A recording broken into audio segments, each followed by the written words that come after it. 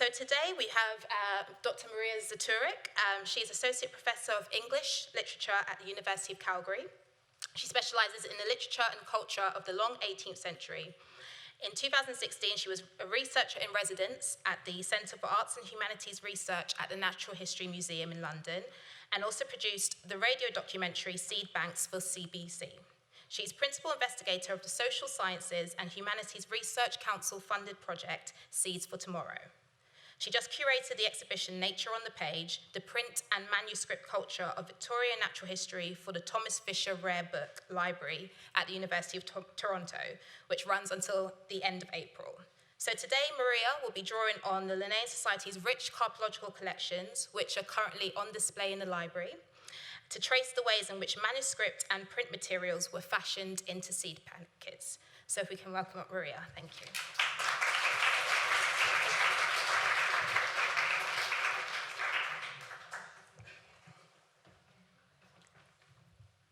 Well, thank you all for coming. Can you hear me? Okay, is the mic working? Okay. It will be some time before there are any daffodils in Canada, so I've really been enjoying seeing the blossoms on display here.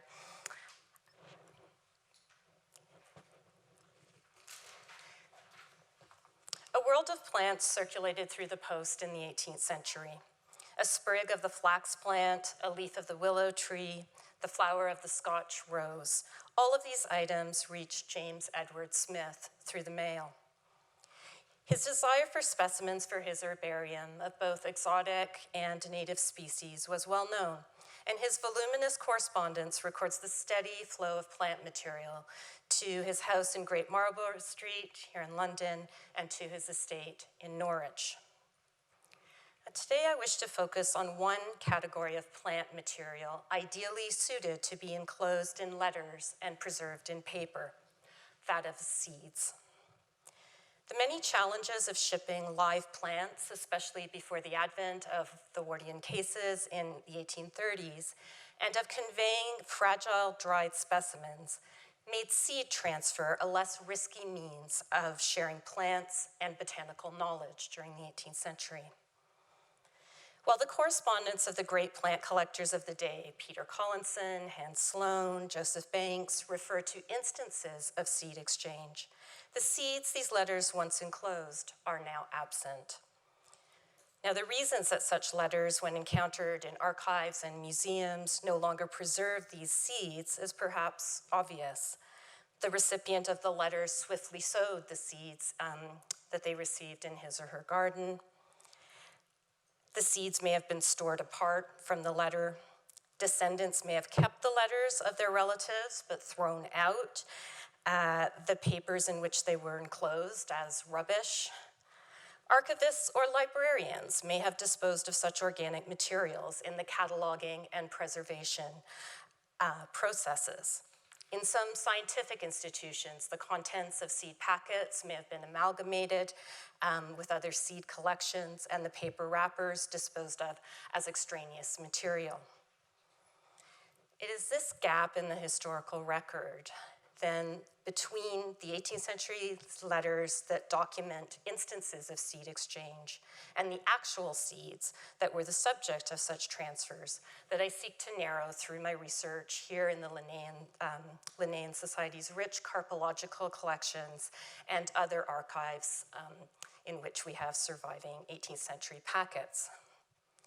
In my talk today, I wish to explore two facets of 18th century seed exchange. First, what qualities rendered seeds acceptable to one's correspondent? And second, what materials were used to fashion 18th century seed packets? By way of conclusion, I'll consider what makes or seems to make seeds unique among archival and museum objects. Anyone in early modern Britain who cultivated a kitchen garden knew the virtues of seed saving and seed exchange, and agricultural writers had long encouraged such frugal practices. As advised in the 1585 edition of Thomas Tusser's manual, 500th Points of Good Husbandry, we find the lines, "Good housewives in summer will save their own seeds against the next year as occasion needs. one seed for another to make an exchange with fellowly neighborhood seemeth not strange. So it was the prudent housewife then who saved seeds to guard against the failure of future crops and swapped seeds with her neighbor to expand the range of fruits and vegetables in her garden. But whereas seed exchange is aligned with thrift in Tusser's manual, by the time we come to the 18th century, and particularly to the seed packets that survive from this period, we have moved much higher up the social scale. When practiced by plant collectors such as Peter Collinson, James Smith, seed exchange becomes an instrument for obtaining the most rare and novel seeds. Acknowledging the scientific and imperial imperatives that underpinned seed transfer during this period, there's also something akin to consumerist appetites that appear in such exchanges. Just as 18th century individuals pursued novelty in textiles and other household goods, the demand for new varieties of plants proved elastic. Now, commercial nurseries catered to this demand in the period, and in 1794, in one periodical lists at least 33 dedicated seed merchants operating in London. And that's apart from nurserymen and other sort of more mixed businesses. But private seed exchange allowed collectors to meet with the seeds of new plants even more quickly. As Collinson writes to a German correspondent in 1752, I very much desire seed of the white, red, and yellow flowers of pulsatilla. The blue flower grows spontaneously here in England, but we have no other colors. Collinson could wait for such plants to become available in London's nurseries or exploit his own social networks to satisfy his wants more swiftly. Now, there's much talk during this period of the mercenary commercial seedsmen and how seeds from such merchants very often never come up. You hear that as a refrain in much of the correspondence. Of course, there are good reasons why the seeds obtained in a shop might not be successful. They might have been sown improperly, or soil or weather conditions might not have been favorable for germination. They may have been gathered at the incorrect time. So seeds that moved through private social networks in which were exchanged as gifts according to codes of civility and reciprocity offered an alternative to dealing with this mercenary, profit-motivated seedsman. It was not only the rarity of seeds that made such botanical gifts welcome. The plant collector's network could be fragile, and one did well to spread out requests across contacts. I just have a Kleenex. It's a tissue. Thank you. On 23 October 1799, George Ainsley, who assembled the famed Arboretum at Arley Castle, wrote the following to Smith. Many thanks for your very acceptable, so you have that language of acceptable, present of seeds of the Nymphaea advena. I have long wished for it and should have been obliged to beg it from Kew or Sir Joseph Banks. Now the petition will do for something else. So with Smith's gift, Ainsley is able to fill in the gaps in his collection without straining his other botanical relationships. A gift of seeds might also serve to initiate a correspondence with a more well-known figure. Thank you. The physician and collector Sloane was the recipient of unsolicited specimens from individuals seeking to confirm the identity of a given plant they had, an insect, or a shell. And once contact was established, further exchanges of specimens and information might follow. So this is a typical seed packet here from the 18th century that encloses seeds of the vine Thunbergia grandiflora.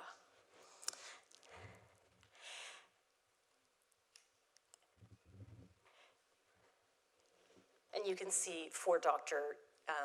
Smith at the bottom. This is another example here, and it's hard to see, but it says for Dr. Smith there just at the top.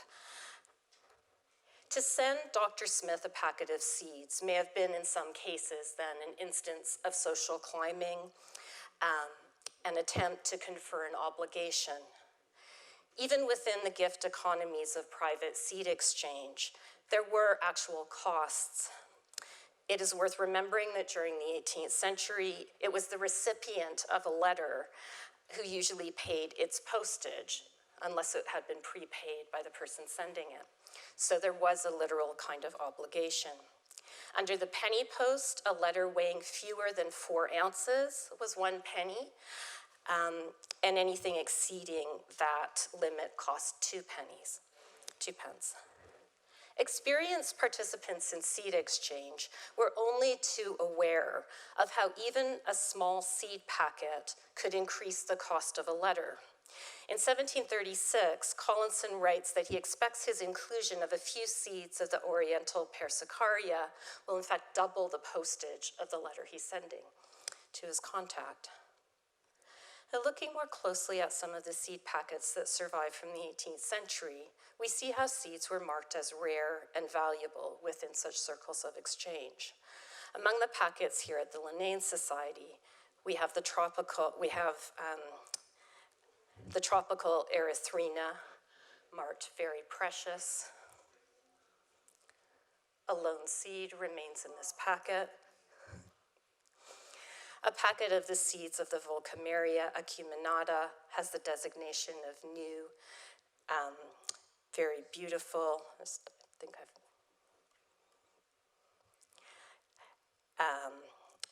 Another packet preserves here the hibiscus seeds from New Spain. So such exotics are about as far away from the seed exchanges of Tusser's frugal housewife as we can get. Smith knew well what sorts of associations would augment the value of seeds to his correspondence. In a letter from 5 November 1804, he arranges for John Shepherd, the curator of the Botanic Garden at Liverpool, to make up a packet of uncommon seeds for Josephine de Beauharnais, Napoleon's first wife. The seeds that Smith deems suitable for the Empress, as he calls her, of France, is telling. Any Botany Bay or Cape plants, or West Indian ones, would be acceptable. These were seeds that made tangible Britain's naval power and botanical discoveries in the Pacific. If seeds with such provenance made their way to foreign dignitaries, similar packets reside here among the Linnean collections. Some of the packets are marked simply, it's hard to see, but Botany Bay, New South Wales, and Port Jackson. This packet, complete with a drawing, encloses seeds of the flax plant from Norfolk Island. And so this is on one end, that's Dr. Smith, and then Norfolk Island on the top. So it's semi-opened, that packet. Which seeds were acceptable to whom could be relative. Smith mentions in a letter, and that packet is on display upstairs, thanks to Dr. Chamarchier here at the Linnean Society.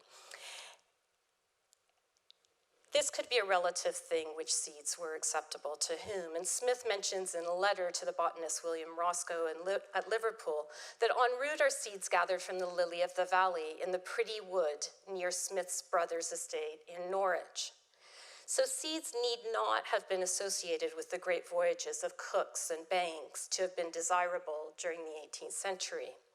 They need merely to have been from plants not within easy reach of their recipient and sent by a trusted source. So 18th century seed packets embody narratives of preservation. They tell us what seeds were considered acceptable and worth saving during the period. Additionally, the seed enclosures that have survived for over 200 years, or more in some cases, testify to decisions made by individuals and institutions to retain such packets for the historical record. Inasmuch as these packets reflect preservationist imperatives, though, they also communicate what kinds of manuscript and printed items were considered waste, and thus could be recycled as seed packets. This is an example from the Natural History Museum of a letter reused and made into a packet. Incoming letters, drafts of letters, I found many examples of packets being made from these manuscript materials. In the 18th century, letters were usually written on a folio sheet of paper, and this was a sheet of paper folded once to make 2 leaves or 4 pages. We're not yet in the period when envelopes were widely used, and an 18th century letter was simply folded such that one of its leaves made a protective enclosure for its written pages, and then the letter was sealed with wax. Smith must have noticed early on that the address box of his incoming letters, so that part in the middle, was the ideal size for wrapping seeds. And so I've encountered numerous examples where he seems to have just cut down around that address box, and the address then appears on the inside of the packet, and he's labeled what seeds are inside on then what becomes the outer part of the enclosure. Scattered among his collections are seed packets fashioned from this part of the letter, his letters, and then this packet of Nymphaea nelumbo seeds. You can see here just the remnants of a seal and part of the address, Great Marlborough Street. So sometimes it's just any fragment of a letter that's been used to wrap seeds. I found other examples and some, I think we have some on display upstairs as well, of household ledgers and other manuscript items recycled for this use. Now, the preservation and transmission of plant material was always a paper-heavy business in the 18th century. And when Banks set off on the endeavor in 1768, he took aboard a vast quantity of printer's waste for drying herbarium specimens. So these are proof sheets from a 1738 issue of The Spectator, and these are held at the Natural History Museum here in London, used to house specimens gathered at the ship's first port of call, Madeira. So those are the proof sheets, and then some of the specimens remain. They were never processed. Wrapping seeds obviously required much less paper than herbaria, but because paper was still handmade during this period, usually from linen rags, and thus expensive, seed collectors, especially if they were in remote locations, required a quantity of paper for packaging up their finds. When Collinson enlists the naturalist John Bartram in 1734 as his agent for collecting seeds in the American colonies, Collinson sends Bartram, quote, a parcel of waste paper which will serve for wrapping up seeds, etc. Now, while it is difficult to determine now what precisely was in that package of waste paper, we have some idea what kinds of printed items were repurposed as seed packets during the period. This sermon was used to wrap seeds, and then there's another interior seed packet, and the name of the species is below. And this item is also on display upstairs in the library. This is the outside of a seed packet, and inside is a grocer's bill, and then annotated best turkey coffee from that particular grocer. This is another example of, it's a physician advertising cures and where he can be found to be administering them, so it's a physician's ad to wrap seeds. And then this is some kind of botanical publication that's been used to wrap seeds as well. And we have some examples of these upstairs. The printed matter, especially items considered more ephemeral, newspapers, periodicals, sermons, had afterlives as other objects is well known. 18th century writers were only too aware of the ignoble uses to which unsold copies of their publications might be put. As John Dryden writes in his restoration poem, Mac Flecknoe, from dusty shops neglected authors come, martyrs of pies and relics of the bum. If you want another 18th century literary reference, Tristram Shandy, there's that scene where the clergyman Futatorius accidentally drops a hot chestnut down his breeches, and then someone in the room says, for the cure, just look to your most recent printer, your next printer, because the simplest cure for this is a soft sheet of paper just come off the press. The sheet would have been damp. So they're having fun with the idea that their literary productions will wind up as waste paper. Yet when printed items became wrappers for the baker, the fishmonger, and paper for the privy, or to cool a hot chestnut in one's breeches, this usually represented the last stage of their paper lives. When printed and manuscript items were refashioned into seed packets, however, this often meant a longer life cycle for these paper objects. And in this respect, the survival of 18th century letters and sermons as seed packets has much in common with the reuse of paper and vellum waste by binders during the early modern period. As hand-pressed books decay today in our libraries, fragments of medieval manuscripts can be seen peeping out of their bindings. And there was just recently the case of a 13th century manuscript version of the Tale of Merlin that was discovered as part of the binding and end leaves of an 18th century book. So just as the recycling of medieval manuscripts for bindings reveals shifting cultural values and tastes, the paper materials of seed packets tell us what items were deemed less important by their owners than the preservation and circulation of seeds. And here's where the example of a page of a botanical periodical is interesting. It's not so interesting that someone who is sending seeds would have a botanical publication and choose to wrap the seeds in it. But what's interesting is that printed knowledge has become secondary now to what the seed, the value of that seed and its currency. So I wish to close by considering the status of museum and archive seeds as museum and archival objects. In the 18th century, seeds formed an integral part of the museums assembled by Sloane, Duchess of Portland, and other collectors. 18th century auction catalogs list seeds alongside more dead museum objects like insects, birds, shells, fossils, gems, and coins. What sets seeds apart from these other museum objects then and now is that seeds have the potential to change shape again. They were not collected for their external appearance or their intrinsic monetary value, as were coins or gems, but for what they might become.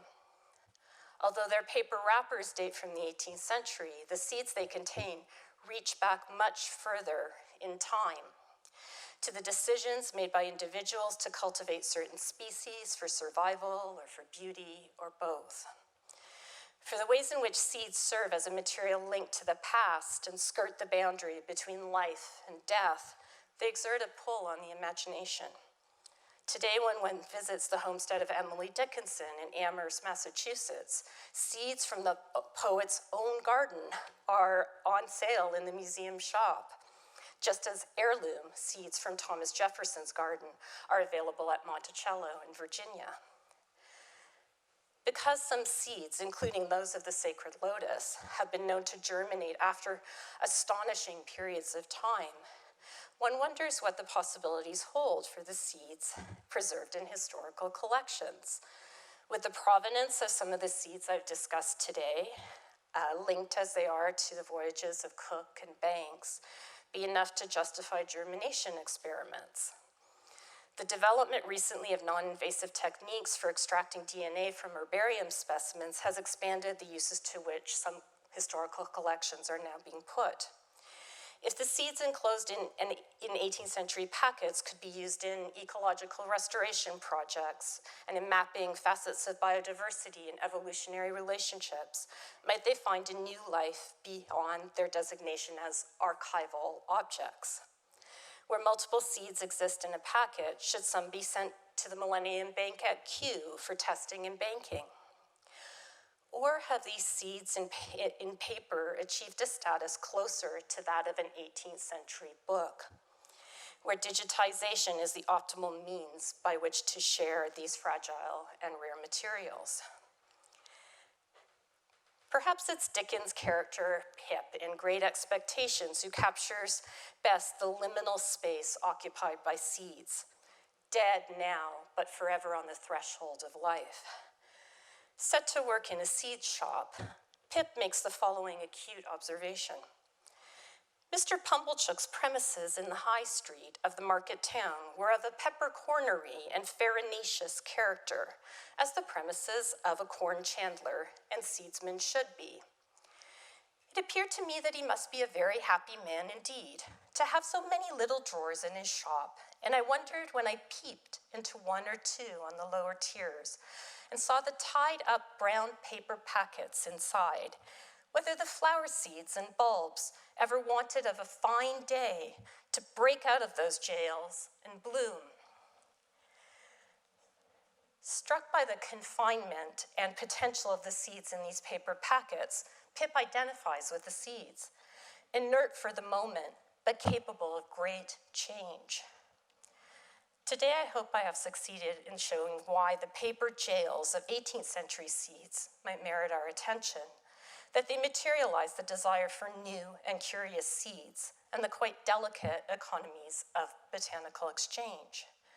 If waste paper provided the apparatus for seeds in transit, the seeds themselves seem to have set in motion miniature circulating libraries of paper fragments that have much to tell us about the related notions of preservation, loss, and the ephemeral.